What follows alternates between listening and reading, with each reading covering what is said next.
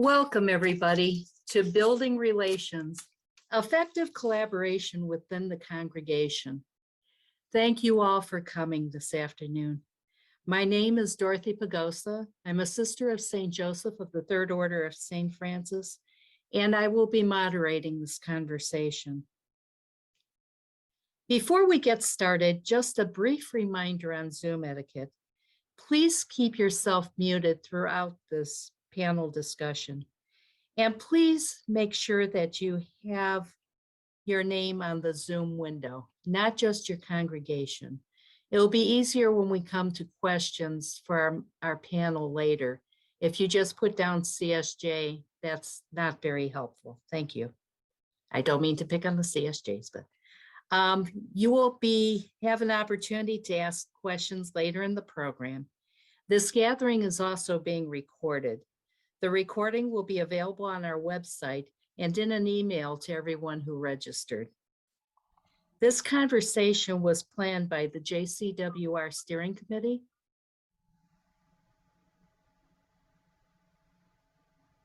Thank you. It is the first of 3 conversations on advancing justice, building relationships for the future. We will be hearing from 4 justice promoters on how they do their work in these challenging times. Collaboration has become essential in our work. Our panelists will talk about how they effectively collaborate and what are some of the challenges. Some congregations are international. Some are in process of closure. Some have lay promoters. Others have a member from another congregation as their justice promoter. Each type of congregation has its effectiveness as well as challenges. Again, time will be allotted for any questions you might have for our panelists. As we do with everything, let us begin with prayer. And so on this day when Pope Francis has asked us to hold this day as a day for peace in Ukraine, let us hold a minute before we begin our prayer.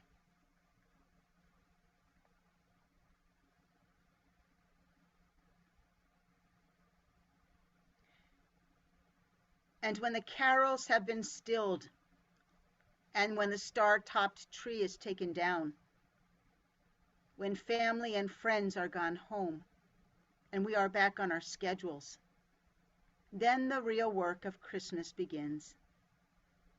To welcome this refugee, to heal a broken planet, to feed the hungry, to build bridges of trust and not walls of fear,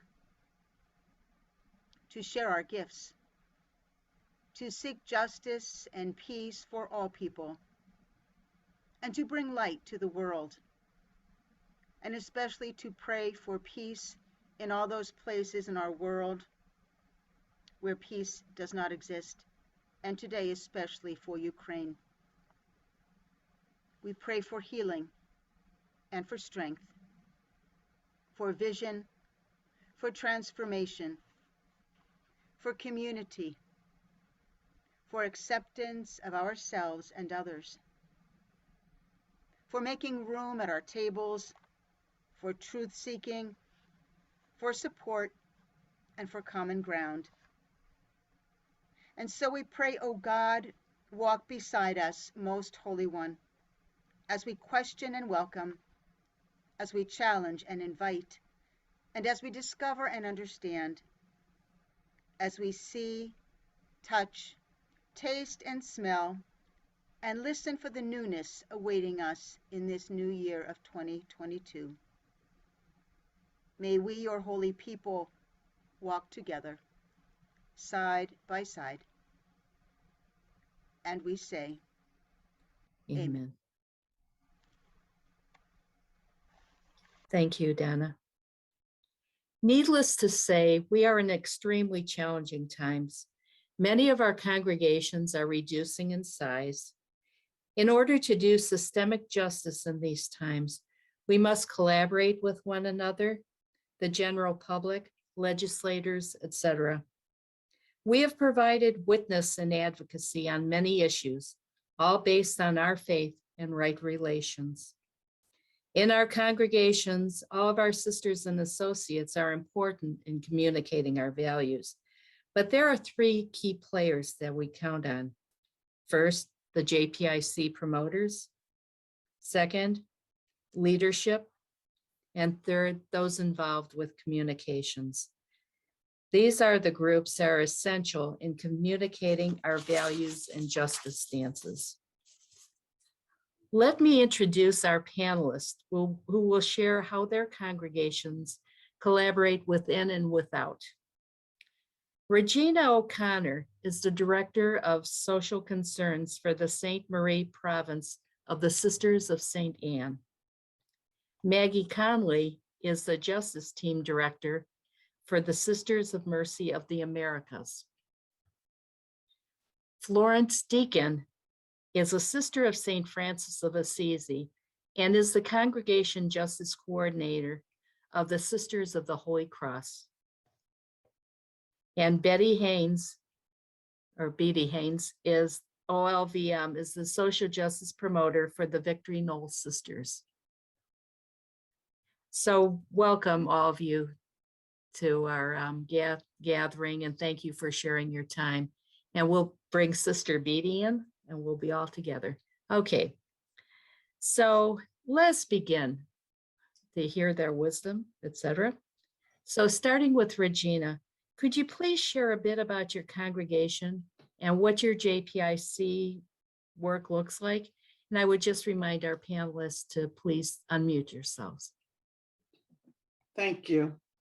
My title is Coordinator of Social Concerns, and I work for Sainte Marie Province of the Sisters of St. Anne, and we're located in Massachusetts. I'm 1/3 time in this position while also serving as the Director for Short-Term Mission Trips Ministry, Vacations That Give, and as the liturgist. There are 40 sisters in our province out of 258 in the congregation. Of the 40 that are here, 7 or 8 are still active in outside ministries, and the remainder are retired and either live in an apartment complex or at a rest home / nursing facility. And that is where my office is located. Also living, one of the oddities about my position is also living at that same facility are sisters from 5 other congregations. So the work that I do in that building then is for all of the congregations that are living there. We no longer own any of our own properties. We're affiliated though with Anna Maria College, which is in Massachusetts. The founding mission of our order was equal education for specifically girls and those in poverty. As I mentioned earlier, one of the things about my role is I impact the multiple congregations in different ways, primarily through the interaction with the residents in the building I work and through internet outreach. In the building, there are 70 women religious living, only 14 are Sisters of St. Anne. I would say that the majority of my work is around education and animating the sisters around justice issues, being a voice and a face for the Sisters of St. Anne in maybe what you'd say the public square, you know, through letters, calls, on the Hill, both in the state of Massachusetts and Washington, D.C., writing statements, being the representation of the sisters in groups that may be working on different issues. And then the last area would be to advocate for our position on justice issues generally. I think that sort of gives you an overview, and I look forward to chatting more about relations with leadership and communicators. Later. Thank you, Regina. Next is Maggie Conley. She's well, you can say who you are, Maggie. Thank you. Sure. Thanks, Dorothy. I'm Maggie Conley. I'm the director of the justice team for the Sisters of Mercy of the Americas. And we look a little bit different, I think, than Regina's experience that she just shared. So I come into this in all humility with the tremendous capacity that we have for our justice work. I work with a team of 10 people who are all full-time in justice work throughout the United States. And then we have an international justice team, which includes representatives from our sisters and associates in outside of the continental United States who are not working full-time in a JPIC role per se, but have a connection to the justice work. And so serve as a representative to our international team to bring those stories and ensure that we have an internationality to our work. I acknowledge that this is a bit of a luxury for us to have this size of a team, and we have a mix of both lay people and sisters who make up that team of 10 people around the US. I am based in Silver Spring, Maryland, which is where our institute office is. And there are 3 other staff members who are based there with me, and the remainder of our team are based across the country, so working with what right now geographically would have been some of our previous communities before we moved into our journey of oneness. So in Omaha, Detroit, in Rhode Island, North Carolina, Pennsylvania, New York. I think that captures everybody who is around. Recognizing that justice is integral to all of the work of Sisters of Mercy, the justice team holds a special responsibility for animating what we call our critical concerns, which are our 5 concerns that hold the priority and focus for our justice work. And I'll get into a little bit more of that later. We animate those concerns. We organize our community and our Mercy family for change when we educate and advocate on a national and a local state level and offer the resources to do that. Our goal is really to resource folks to be able to engage in this work, as well as helping to project Mercy's public voice and public position in different areas. Who the Sisters of Mercy of the Americas are, under which we fall, is there over 2,000 sisters that make up the Sisters of Mercy of the Americas in the US, North, Central, and South America, the Caribbean, Guam, and the Philippines. And then there are over 6,000 Sisters of Mercy around the world, and we're part of that global network. We also serve more than 3,000 Mercy associates, companions in Mercy, and then we work very hard to connect with our Mercy Volunteer Corps, current and alumni, co-workers of our Mercy sponsored programs and institutes, as well as our Mercy education system and our CMHE, which is our Committee for Mercy Higher Ed. So we work to engage all of those who bring the charism of Mercy and offer to resource them around our critical concerns of justice. So that's a bit of who we are. Thank you for having me. Thank you, Maggie, so much. And next, Sister Florence Dakin. Hi, I'm, as Dorothy said, a sister of St. Francis of Assisi, but I'm the Justice Coordinator for the Sisters of the Holy Cross. This is my 2nd time having an experience of being Justice Coordinator for a different congregation. In about 2006, 2007, I was the Justice Coordinator for the Society of the Holy Child Jesus. And then I was elected to leadership, and so had a different way of doing justice. And now I'm back. I have been 5 years with the Sisters of the Holy Cross. We're an international community founded in the US and had its main strength in the United States. But about, I'm guessing about 25 years ago, or maybe a little more, and why I'm saying that is because I know some of the sisters from the other countries have had their silver jubilees, But what began with a few silver jubilees from sisters of other countries, right now they are growing.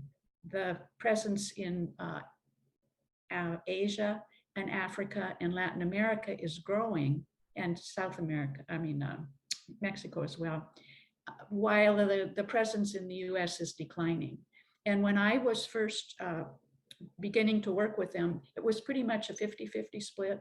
It was about 200 in the US and about 200 elsewhere. And now it's more elsewhere. So they're growing. And so the future of the congregation really is how we educate for justice among our international sisters. That's where it's going to be at. That's where the legacy is going to be in the other countries. So that's all part of, we have a strong justice committee with a member from each country in which the sisters live and minister. And they each have their own justice committees. And I'll be talking more about that later. But that's going to be our legacy as well. Our numbers in the US decline. Our numbers, ours meaning Sisters of the Holy Cross here, our numbers in the rest of the world are expanding. I do work full-time for the congregation. The Sisters of the Holy Cross are also part of the family of Holy Cross, which includes the priests and the brothers and two other congregations, the Marianites of the Holy Cross in Louisiana and Sisters of Holy Cross in Canada. And those four groups form what they call, and I always tease about this, they call it the Holy Cross International Justice Office. And when I first heard that, I thought, oh, then I only have to deal with the US. No, I deal with 8 countries. But the reason they call it international is because one of their members' congregations is in Canada. So that group has its own structure. And so Sister Mary Turgey, whose office is just across from mine, she's not technically employed by the Sisters of Holy Cross, the Holy Cross. She's employed by this consortium of the Holy Cross family. And so we do some things together, but we do a whole lot separately.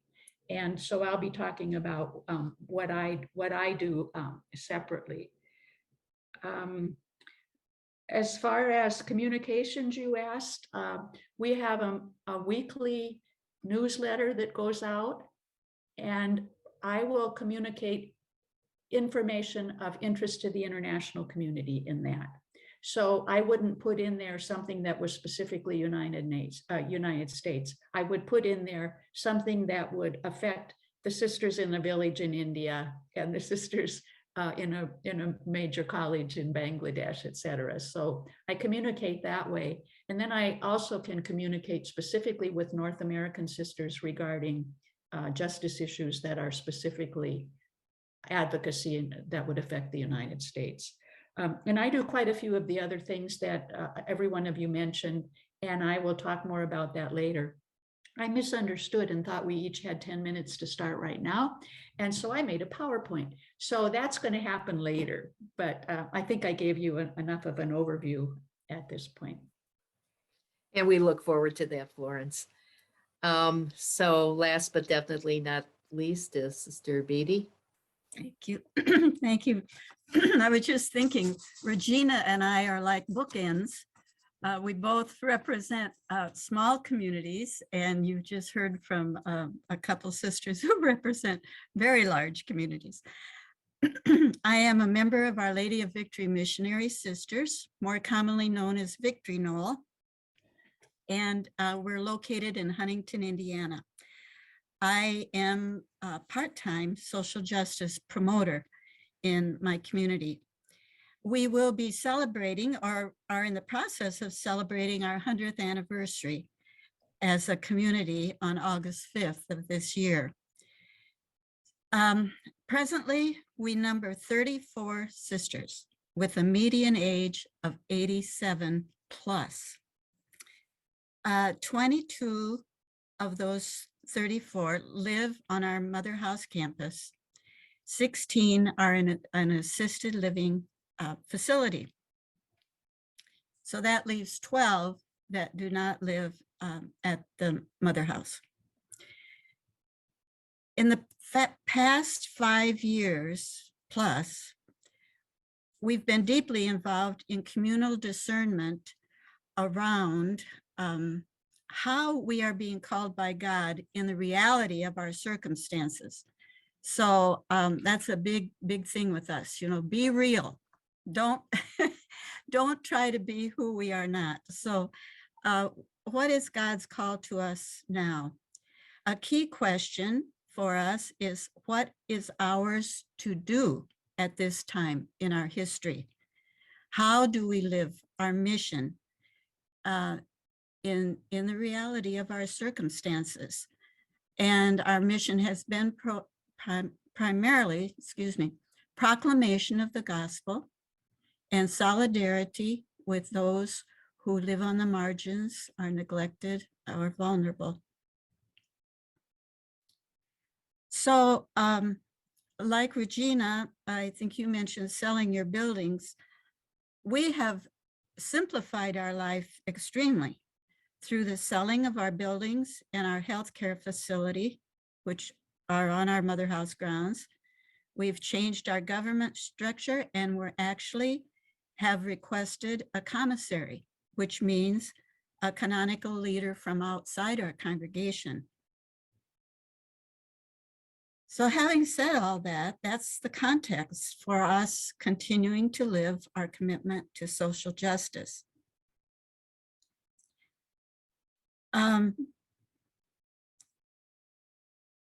Generally, I would say our justice work is on 3 levels, and I try to keep before the sisters the ways we are corporately, in small groups, and individually living our social justice commitment. And so I not only try to facilitate that commitment, but also keep us aware of how we are doing it corporately and individually. We have made a number of major decisions, and we made them together as a community that I believe has social justice implications into the future, far beyond our physical presence. One of the decisions was to sell 150 acres of our land to a land trust, preserving our land for future generations. So we see that as a decision we made together that will continue to preserve our land. We sold 3 buildings to the county for restorative programming, residential service, and treatment for those struggling with addictions. And I could go into how that decision came about, but honestly, we experienced it as an inbreaking of the spirit. It was, for us, practically a miracle, because we were to the point of thinking we had to deconstruct our buildings because we were not finding a buyer. But anyway, I won't get sidetracked that way, but to have that program on our campus has just brought us such gratitude and joy, really, that we can contribute to the community in an ongoing way, in a healing manner. And we've also developed a legacy plan to share our abundance. We have been blessed in many ways financially. And so we have made a plan to share that abundance going forward in terms of our charism, mission, and values. And also I want to mention something that we have been involved in for over 20 years, and that is socially responsible investing that impacts social issues. And just today, we're having an assembly, which I'm absent from, but our investment manager is doing a presentation to help us be aware of the ways that our investing is impacting social issues. So that's another example of how I try to help the sisters see, you may not be in ministry as you used to be, but we are doing this as a community, and we are having an impact as a community. Another example on a different level is we have a small group commitment to a weekly prayer for the world at our mother house. Every Wednesday, a group of about 10 sisters gather for contemplative prayer focused on a specific social issue. So this gives sisters who are retired and are not in active ministry anymore the sense of impacting these issues.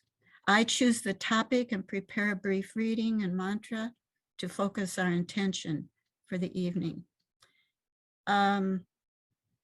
Maybe I can share other specific ways that I try to facilitate social justice action in our community, but I think at this point, I'll just leave it at that. Thank you so much, Beatty. That was a great introduction into what we'll be discussing. And I'll ask all of you to unmute yourselves because I'm hoping that you can all discuss amongst yourselves what you do. In the beginning question we had, and some of this may seem redundant. So however you feel, you can discuss things among yourselves. How do you engage with your colleagues in your common work for justice? And you also know what the rest of the discussion will be. So, what are the challenges? What do you find very effective in working with colleagues? And that can be your sisters. I know some of us deal with other JPIC promoters as well, but whoever wants to start, I'm not going to pick names. It's just. I'll start with a couple of things for us. I think that I would say that we put our colleagues into two broad categories of both internal and external. Our internal would be how we communicate and engage with our sisters and associates, as well as our other ministries around the work of justice and other departments, internal departments, because we really see that our work is both offering a way for folks to be engaged and also helping to help folks to see what the questions are they can be asking themselves about their own decision making around justice. So there's the external work and activism around justice issues, as well as the decision making internally. So I think what's been effective for engaging with that is being as communicating as regularly as possible and as clearly as possible.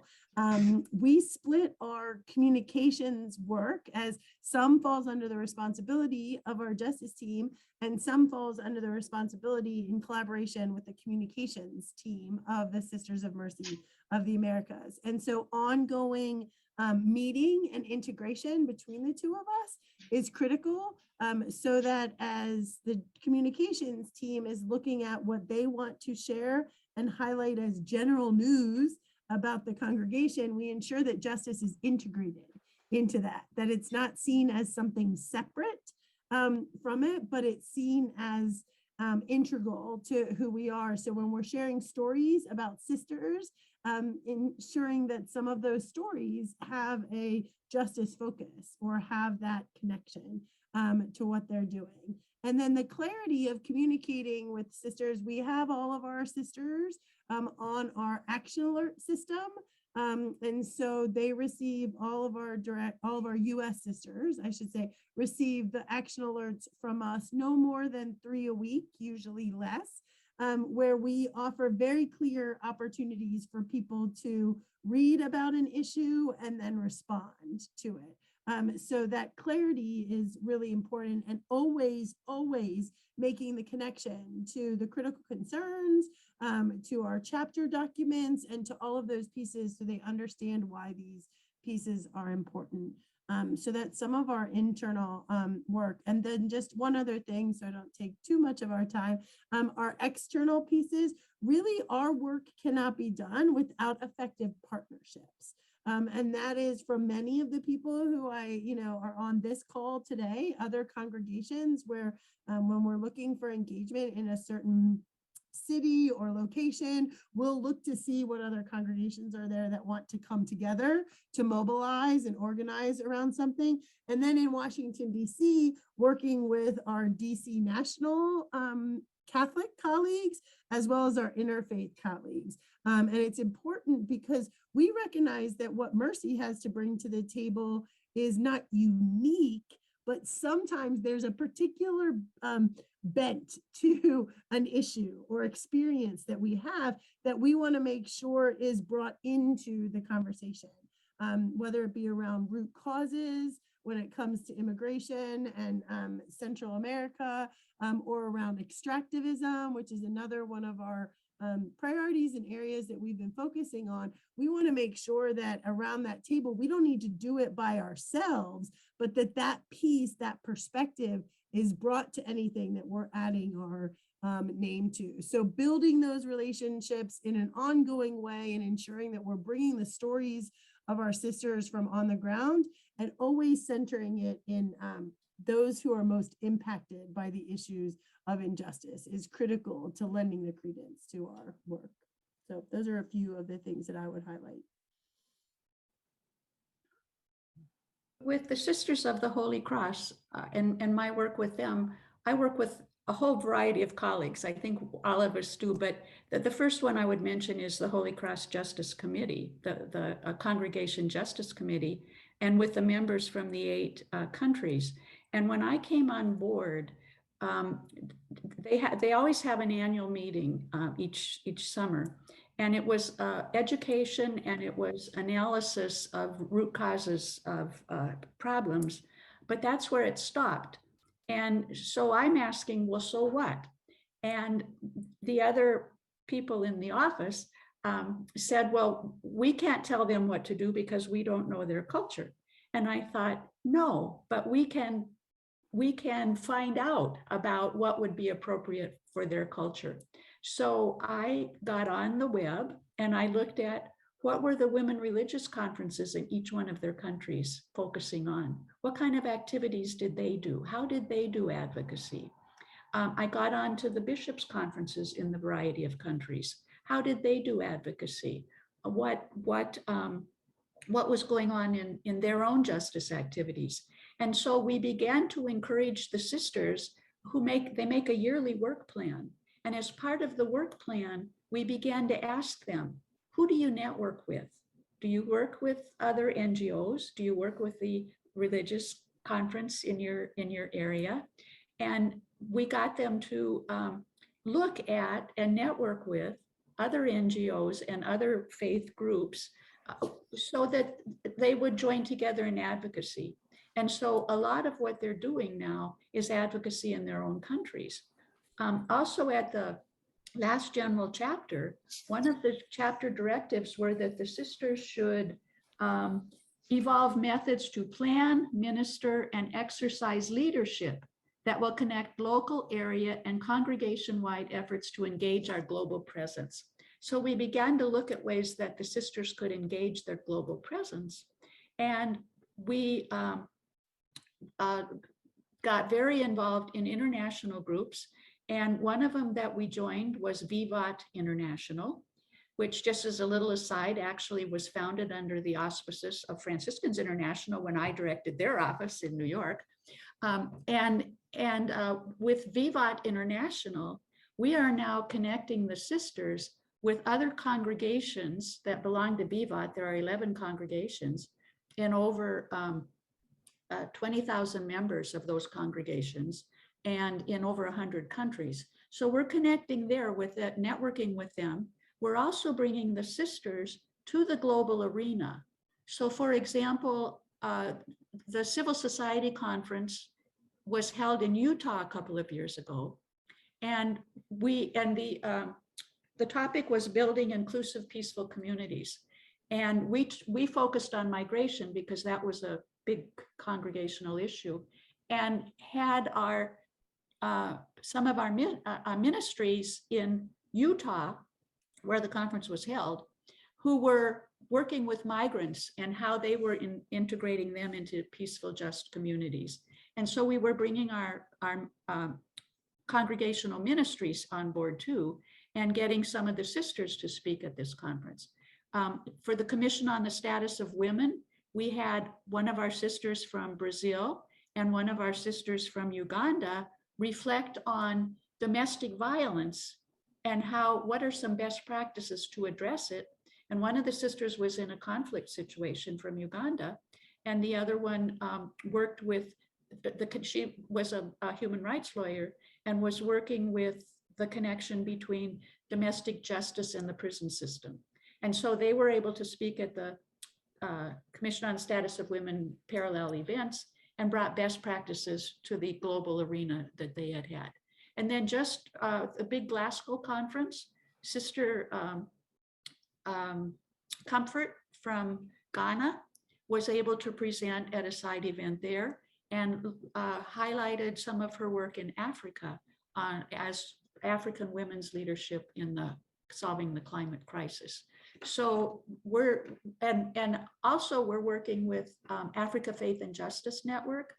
I do chair the board of that, and we're getting sisters involved in the Africa Faith and Justice Network. And one of the big successes in Uganda was the sisters actually brought 4 country ministers together to discuss human trafficking and forced labor. And that was under the auspices of the Africa Faith and Justice Network. And just a fun aside that I was thrilled beyond words when there was a situation in Tanzania, and the village elder had given a huge land concession to an outside group that included the source of only water for the village. And the villagers were trying to get access to the water back, obviously, and the local leader was ignoring them. And Africa Faith and Justice went in and had a town hall, and Africa Faith and Justice has a women's empowerment project that works with women religious in African countries and asks them, what's your issue? And then teaches them Catholic social teaching as applied to it, and also advocacy techniques. So Africa Faith and Justice came into the situation, organized, helped the sisters who definitely wanted the water back, helped them organize. A group went to the office of the village elder. He threatened to arrest our leader, the executive director of Africa Faith and Justice Network. Anyway, within 2 days, they had their access to water back. So, some of these situations are, they're making a real difference. So for us, the colleagues then would be very widespread, international again, because that's one of the big issues that the sisters want to increase their global presence. And like I said, the future in justice work is going to be in these other countries, because that's where they have the young, vibrant, energetic sisters. Well, our experience with the Sisters of St. Anne is very different from either one of what you've just outlined, since we are definitely a group that's aging and much smaller. So I do have a social concerns committee that I work with, and our leaders are the leadership for the province are part of that committee, along with a number of the leadership council members. So there's an easy give and take between the justice work and leadership. And then I communicate with the leaders of the other congregations that are in our facility via email. So when I'm sending something out to all the sisters, they get that. And then sometimes have input, sometimes don't, but it's a give and take also. Our communicator is semi-retired. So I use for general communication. So a lot of my work is really just pushing out information. So we have a Facebook page, we're on LinkedIn, Twitter account, Instagram, and of course the web page. And I manage all of those. When I'm writing something that's going, an article for a newspaper or a statement from the congregation or a letter to the editor or something, I do, the communicator and I have a really good relationship. And so I'll run things back and forth, getting input from her on those things. But for the most part, at this point, I'm managing those. But there is a strong support from leadership and then from the Social Concerns Committee that I work with.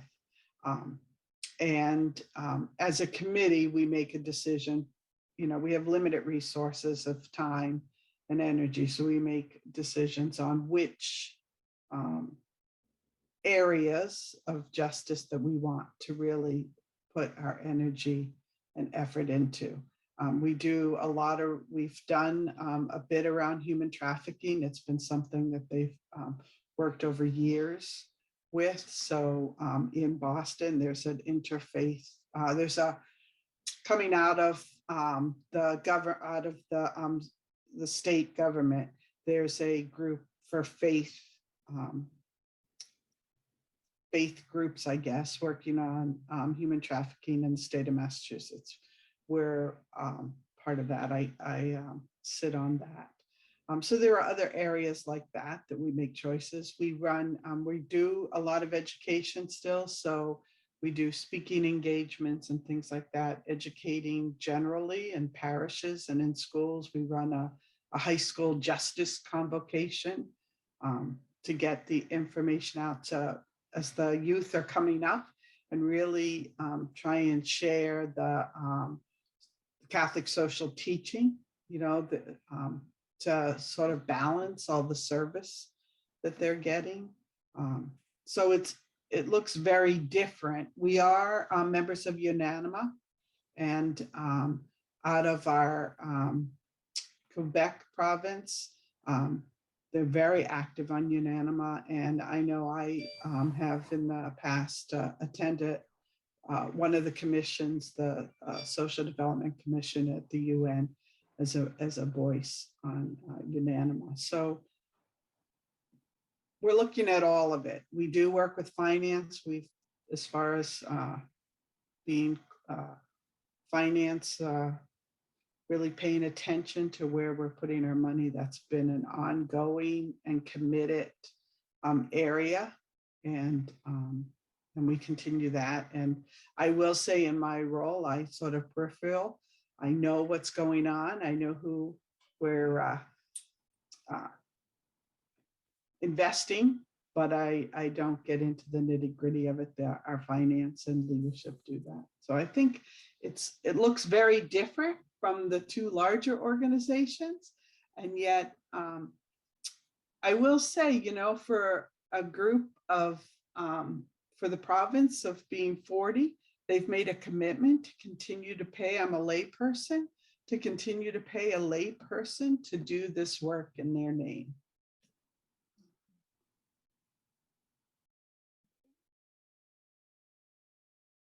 You want to say anything, Beatty? Yes. And I'm hoping that Florence will join us again soon. Yes.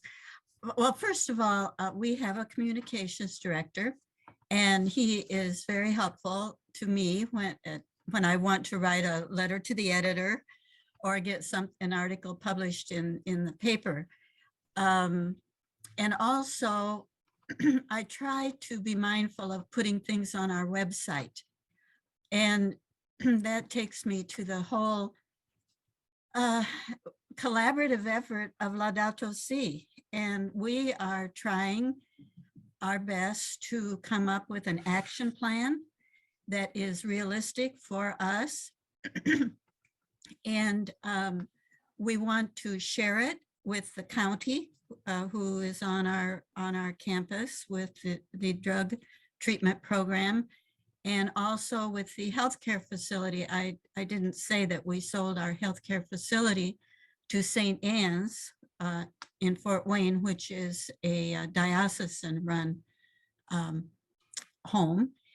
But anyway, we want to share our Laudato Si action plan with them and try to spur them on as well to buy into some of the challenges that Pope Francis is putting before us.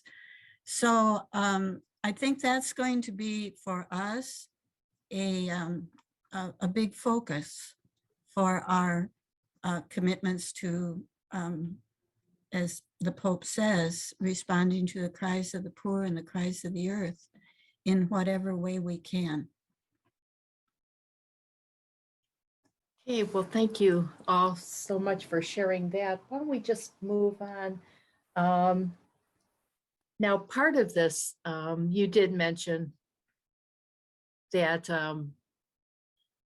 that your leaders, some of you mentioned your leadership and communicators are involved. And you've talked about your experiences of working in social justice. What are some of the challenges that you have? You've shared a lot of the blessings. Are there any challenges that you find in the work that you're doing? And if you have none, then you are blessed amongst us. I think it's the overwhelming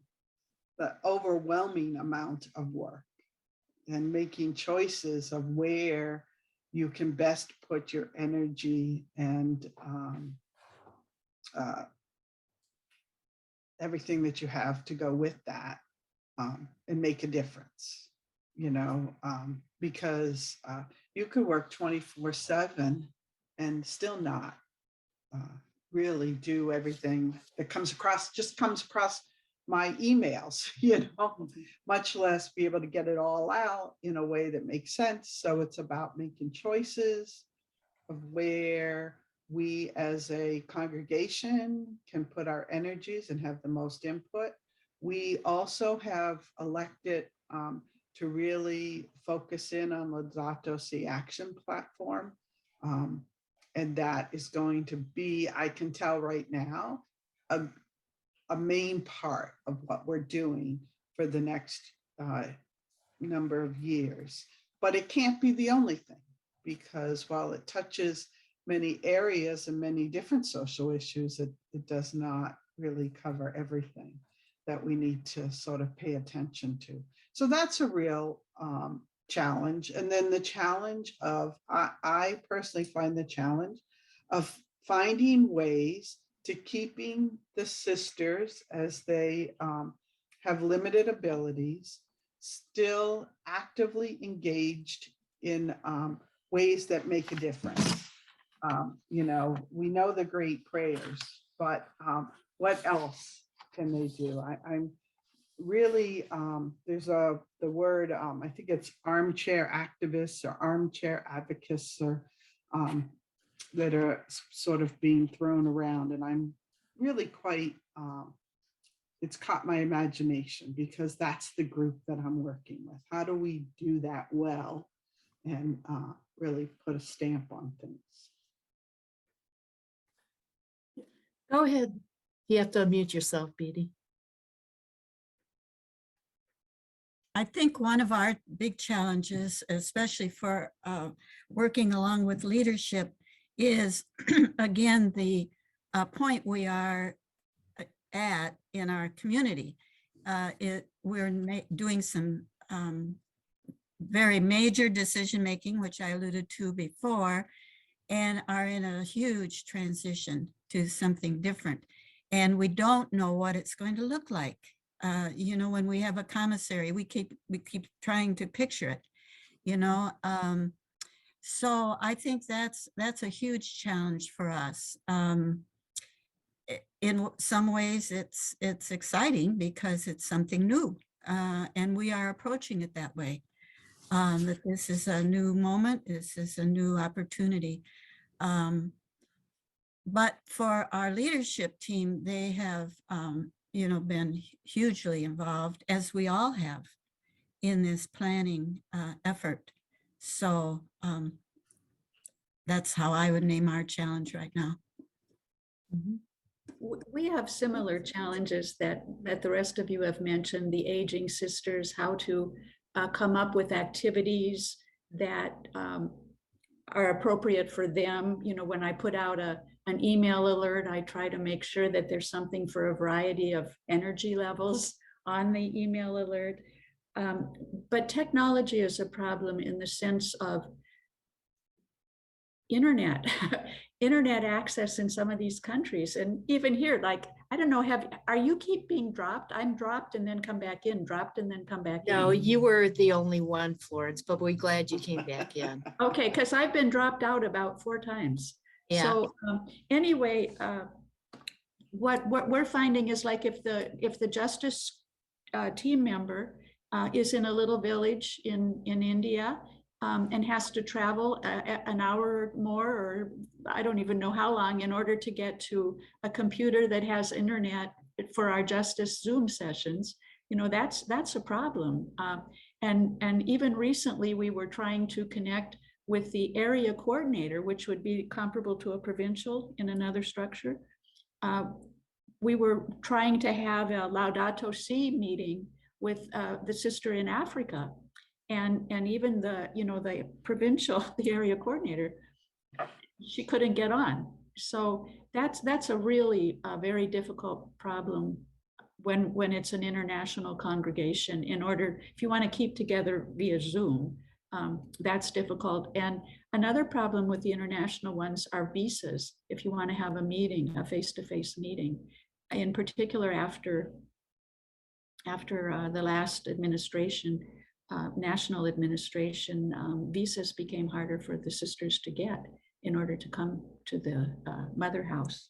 So that's a problem. And another big one is with the community being so young in other countries, the sisters are relied on so heavily for everything.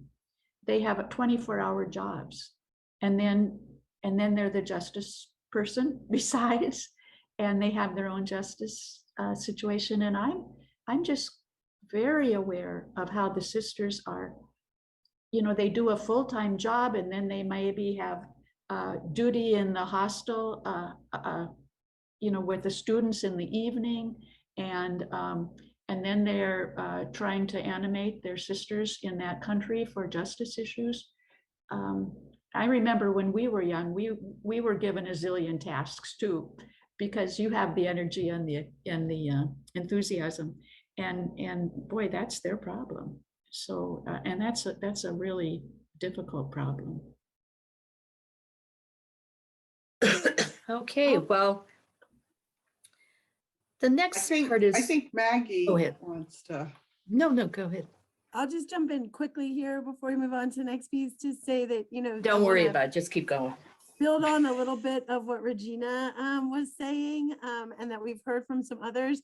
We've had, while we are a larger team, it doesn't mean that we still can do everything that comes across our desk. In some cases, it almost gives a false sense to people, like, well, there's so many of you, you could just do all of these pieces of the individual things that we hear from the sisters of, what are you doing about this? Or how are we involved in this? And all of these different things. And so focus is a big challenge, because also, as we all know, because everyone on this call is justice focused and passionate and committed to justice, we want things to change, and we want everything to change. There is not we're not here because we think, oh, if this one piece is done, then everything is done. It's really hard to say that we don't want to put everything we can into all the pieces. So what's helped us, because I mentioned our 5 critical concerns, which give us some focus: earth, women, immigration,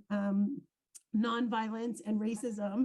As you can tell from those 5 critical concerns, that doesn't actually narrow it all that much for us, because pretty much almost anything in the justice sphere can fit into one of those areas or an intersection of multiple of those areas. And so it's really important for us to give ourselves the freedom, I would say, to put some boundaries on the types of things that we're going to get actively involved in.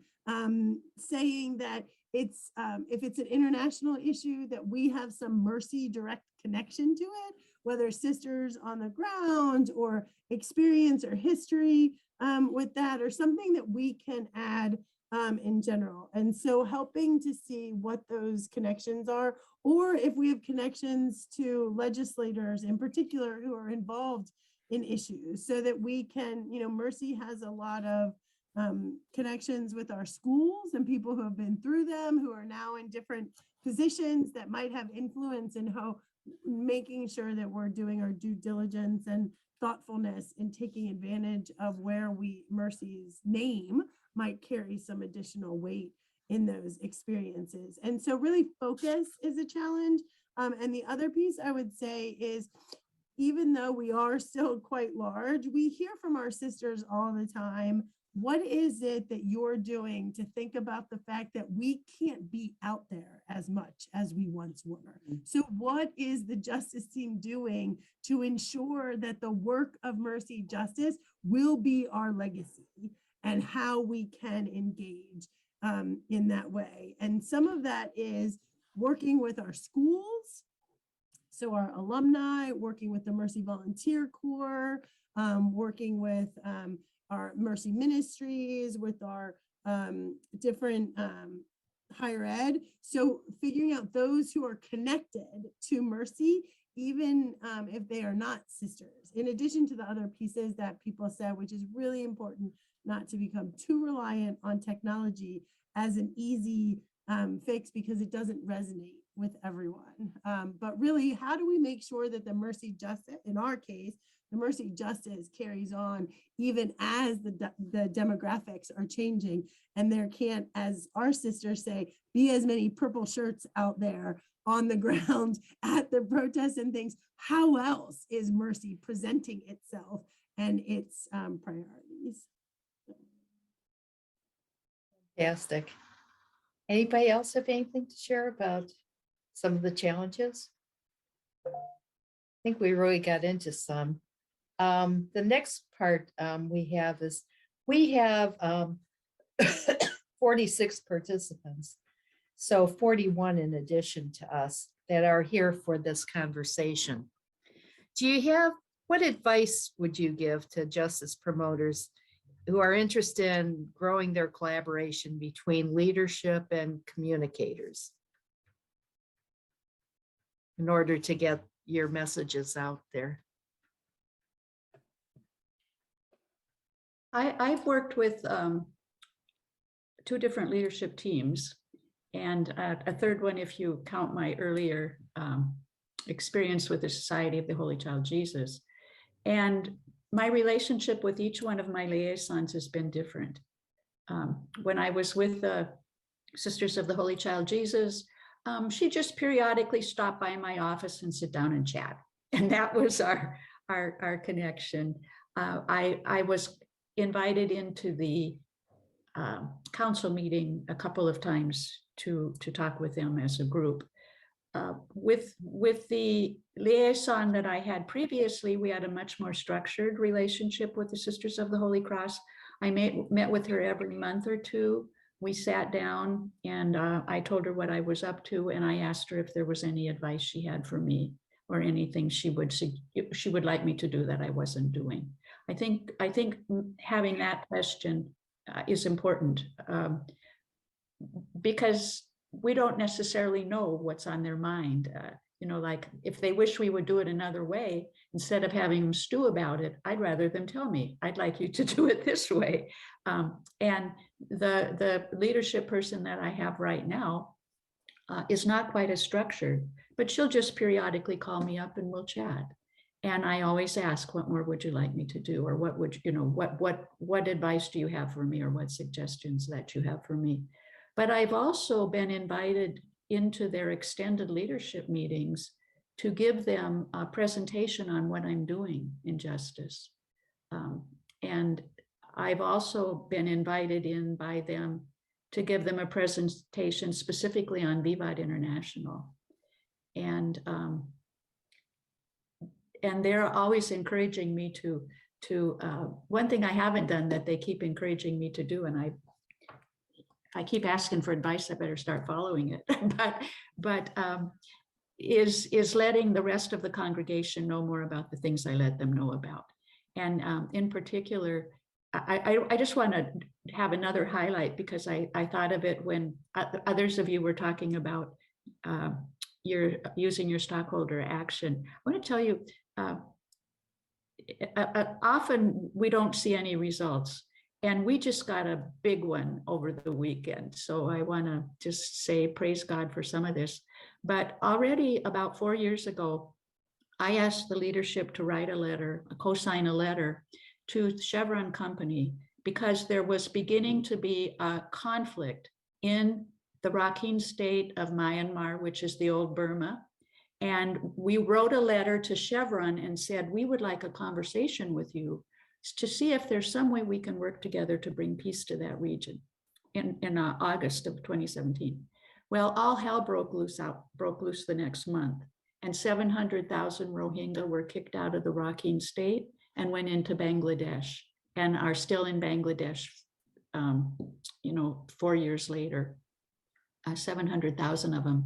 It supposedly were invited back, but none of them would go because they had been victims of genocide in Myanmar. Okay, so we kept negotiating with Chevron and asked them to use their influence, because they had oil and gas concessions there. And initially they told us they didn't have any influence because they weren't on the ground yet. They only had a couple people there. Well, they've developed that sense, and we continued to talk with them, and they began to actually with our insistence and talking with them, said that they would call together a seminar with other business leaders on what are your responsibilities when you're in a country in a situation of conflict. So they had that big seminar. Okay, and they began to do human rights education, Well, as you know, Myanmar had a coup a few months ago. The military took over, and is human rights violations right and left, people being killed, etc. So we changed what we were asking Chevron to do. And we asked Chevron to quit funding the military, because the main income, or a majority of the income of the military, comes from their oil and gas concessions. Okay, so we asked them to put what they owed them in escrow and not give it to them, and then to consider pulling out. And this weekend we found out they are totally pulling out of Myanmar. So, you take your blessings where you can. And we worked on that, as I said, with letters where we asked to meet with them so we could solve the problem, and then the problem just got way out of hand. But then we continued, we had stockholder resolutions as well as dialogue. And as recently as last week, we had a dialogue with the Chevron leadership over racial equity situations. So just once in a while, you have to brag about, or it's not bragging, it's just that's what lets you continue when you go for years and nothing happens. So from any other of our panelists, do you have any suggestions for our JPIC workers or JPIC promoters? They are workers, but I think I just saw coming through, the question about where your leadership sees justice as far as the mission of the congregation. And I think that's an important conversation for justice promoters to have, a candid conversation with their leadership. Once that has been identified, I just think continual communication, whether it be calendaring, always looping them in, whether it be sending everything that you're doing, a copy to their inundated in their mailboxes. And then maybe it's easier for them to meet with you if they're not already. But I think it's just keeping that line of communication open. And if it's not coming from leadership, then it's our responsibility to push it the other direction and not say, oh, well. I think that when you do that, we know leaderships change. So what's there now may not be there in 3 years or 4 years. And if you've set up a way of doing, you have a place to start with the next leadership. As Florence was saying, each one has a different style, different expectations, what you can and cannot do, where they feel comfortable working with you changes. But I think it's our responsibility to be open and communicating with them. Okay, I and just have hopefully enough getting time feedback. for a brief response from the two others, if you have anything to share. Sure, I'll answer a little bit the question that Anne put in there, as well as what advice for folks. I think the key piece is really to use the tools that you have, right? Like to integrate justice into existing tools that you have instead of creating new tools of communication, because that does two things. One, if someone's used to already reading something or engaging in some way, you're not adding something for them to do and to find another understanding of it. But two, it conveys the fact that this is integral to the congregation, that you're using existing tools instead of, oh, that just comes from the justice team versus this comes from the Sisters of Mercy, right? And so the more that things cannot be relegated to the justice team update or the justice team piece, but is more like integrated. We have a weekly newsletter that goes out to all of Mercy. And when we have something that we want to make sure is clear that it is a congregational initiative, not just initiative of justice, we not only put in an article, but we asked whoever is writing the leadership intro for that to mention it in their intro, and then make sure that our article is moved up closer to the top of the newsletter, closer to that leadership intro, because let's be honest, we all get a lot of emails. We don't always scroll, in the old school, below the fold of a newspaper, right? Like we want to make sure that certain things are above the fold. And that little mention, we did that with the Laudato Si action plan, and with something else, we have just a little mention within the leadership. It goes a long way to demonstrate that these things are integrated into the work of this, as opposed to just something that, oh, that's the justice team's responsibility, because it's super important. No, it's not. Okay. We help to animate it. We help to make it easier for you, but it's not our job to do the work of justice for Mercy. It is our job to make the work of justice easier for everyone to get involved in.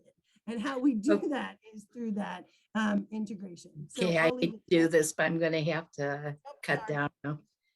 BD, do you have a? Well, I was just going to agree with that about it being integral. And I think affirming what the sisters are doing and holding it up and naming it so that it doesn't come across, I don't have the energy to do anymore. I can't do anymore, but affirm what they are doing and what they can do and naming it. And the other thing I wanted to say quickly is in terms of our leadership, I have a liaison person on the leadership team that I'm blessed that it's like a working relationship. So I just wanted to mention that. Okay, this has been so fantastic. I can't believe the time has flown by so quickly. And I can tell you now we're going to ask for questions or comments from the participants. I can tell you what, based on the chats, there are a lot of people with a lot of interesting items they'd like to bring up. What I'm going to ask with the participants is if you go to your reactions button at the bottom of your Zoom, and it says raise hand, click on that, and it'll list you in order of when you raised your hand, and I will call on you as you do that. But you'll need to raise your hand using the icon in order for this to go relatively smoothly. So is there anyone who would like to ask a question of our wonderful panelists here?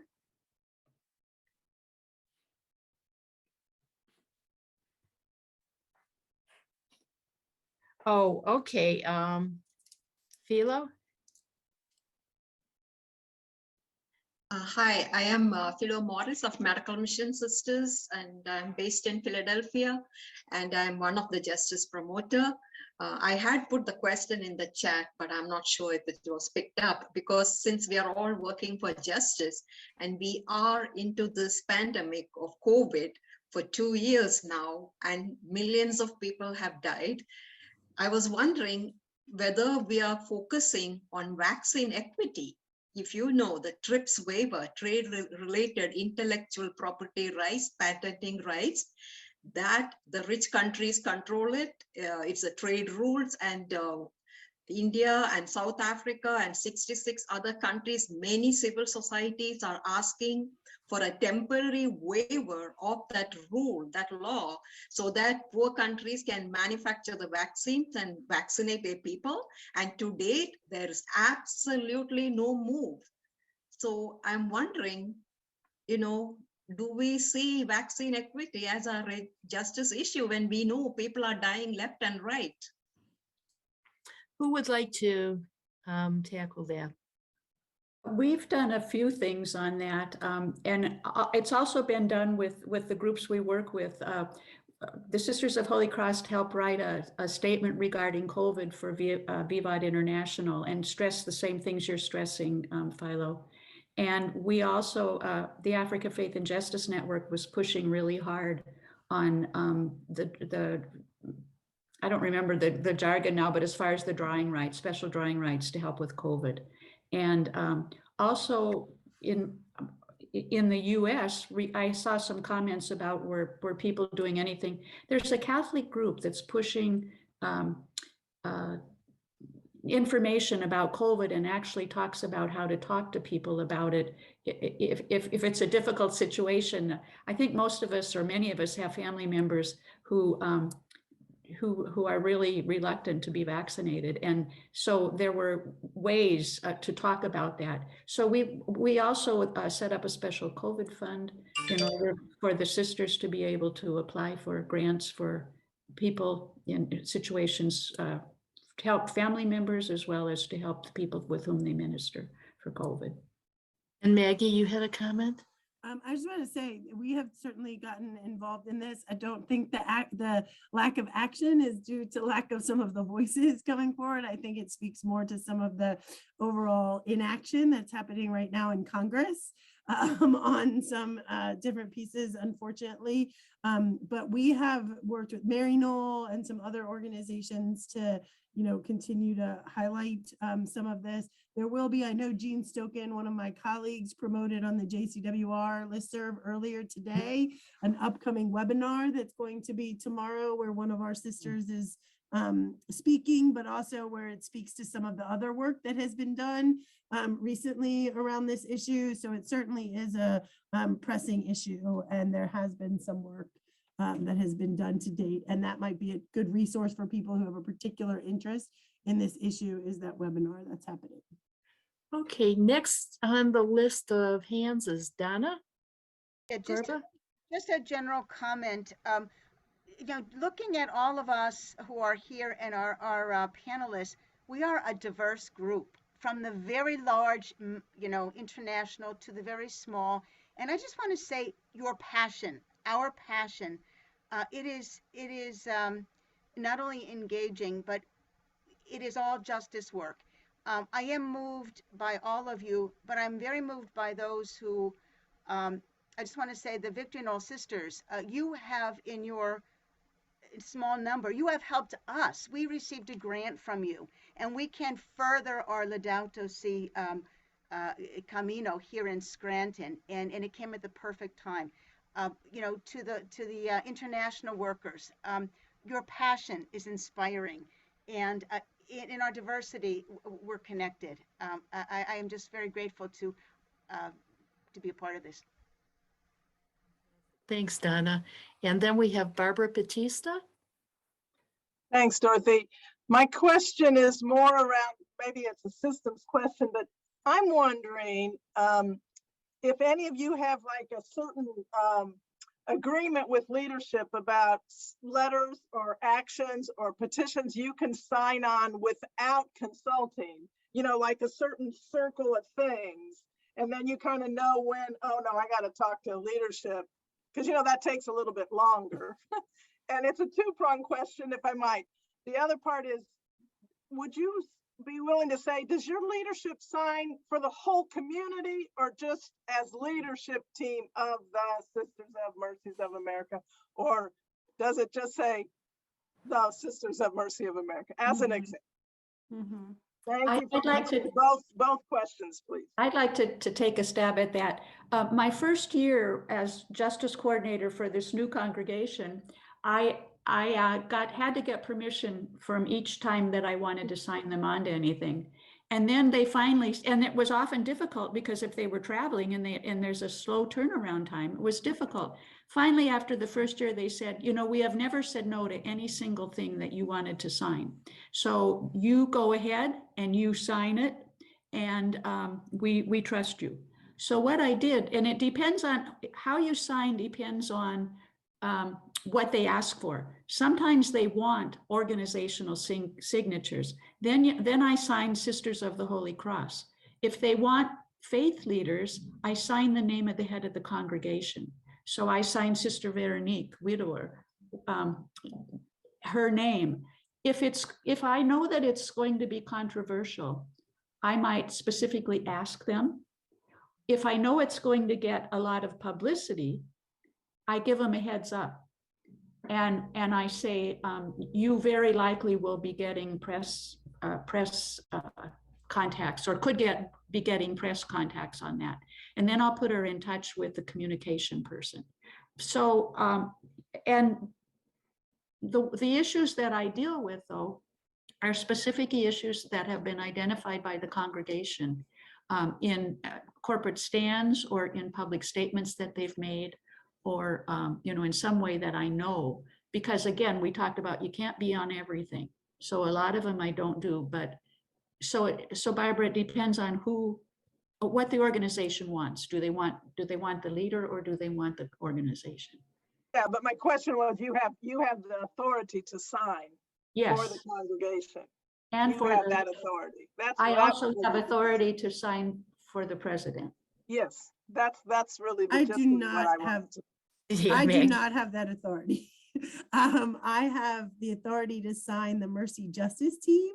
And so for a lot of the things that we as the justice team, the requests that we get that we think fit into our critical concerns, we think lending the Sisters of Mercy of the Americas Justice Team name would be sufficient, and offers that there that have that quick turnaround like you were talking about, Barbara, we will sign as the Sisters of Mercy of the Americas Justice Team. We keep a running list of what those sign-ons are and make sure that the leadership can see what they are if something comes up that's a concern. We will approach the leadership for their either collective as the leadership team or individually as Pat McDermott or another member, if we think it will get more, it needs more attention than what either my name or our justice team would do. Then we send it to the full leadership team and they need to agree to it. The last part is they do not consider themselves as of right now to have the authority to sign for the Sisters of Mercy of the Americas. They will sign as the leadership team unless it is specifically around some issues of immigration, because at a few chapters ago, they agreed within a very specific parameter of what our position is on immigration. And so that was agreed to by the whole chapter. So they feel empowered for that, but we don't have institute-wide corporate stances. And so nothing would fall into that category, if that's helpful for you, Barbara. Thanks, Maggie. It lands just right where I am in my role with the Sisters of God. And I do report to them. I mean, I send them the letter that I signed, et cetera, so that they know. And I do it, as I said, around issues they've already agreed on. So it's in that way that they're assuming that the congregation is behind this because they've already identified it as a key issue. Any other questions from the participants? I just wanted to say, as far as COVID and the vaccines, there's this Dr. Hotez. And if you've ever watched MSNBC, you may have seen him. He's an immunologist. He's developed a vaccine that he's refusing to get a patent for, so that it can be made available for other countries. When he's going to get sued by Pfizer, I don't know. But for the time being, that's what's going on there.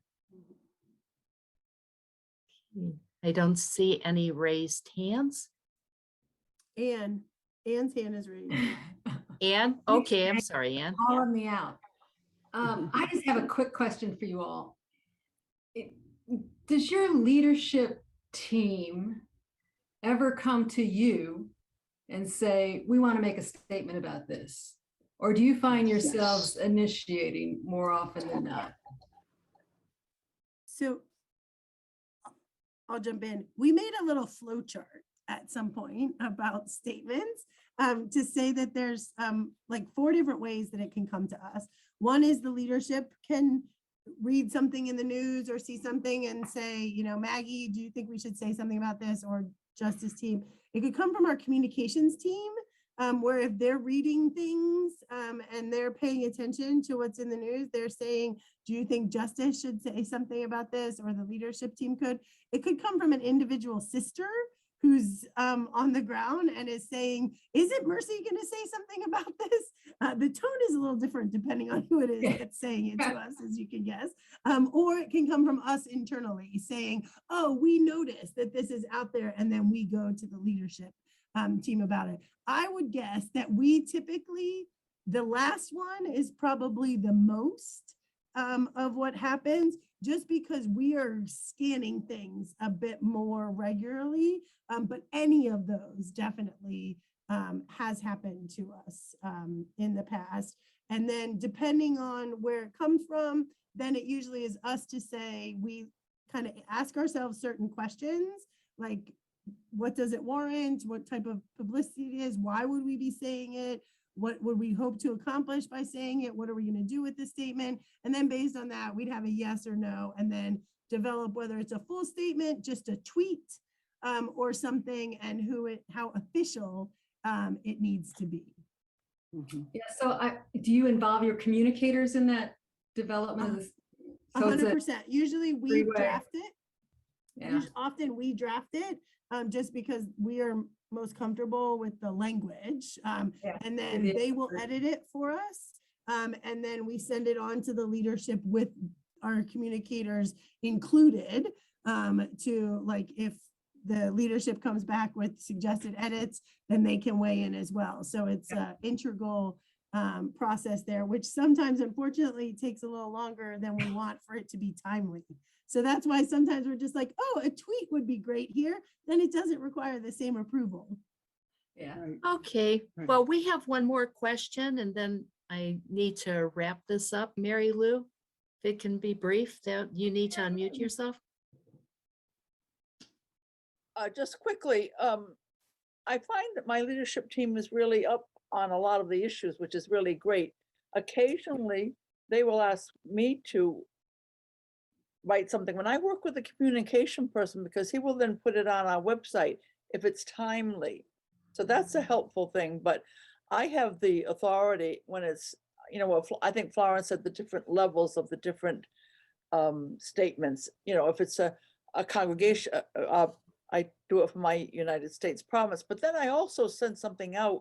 We have a weekly update, and I'll let the sisters know that on everybody's behalf, I have signed this. Mhm. So I think that, you know, and then I get things back from people, you know, thank yous that, you know, you're working on behalf of everybody, because again, like many of you, we have an aging group, but the gratitude is really nice to have too. Thank you, Mary Lou. And thank you all for your sharing and your participation in our gathering today.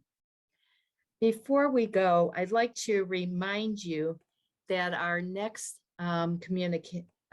conversation, well, first, I'd like to thank myself for moderating, and Regina, Maggie, Florence, and Beatty for being such wonderful panelists for this. Grace Sertival, we couldn't do this without you. She's on technology. And Jennifer Hopner is the one who does all the registrations for our gathering. This is the first gathering I've been at where we started with 31 participants and ended up with 43. So anyhow, and again, thank you each for your participation. Our next gathering will be held on Tuesday, March 29th, 2022, same time. And session 3 will be on May 24th, 2022. Again, same time. So look for an invitation in your mailbox. For sure, you will be getting this. And again, this has been recorded. It'll take a few days, but it should end up on our website and then in your email. As long as you registered. But you wouldn't be here if you didn't register. So hello.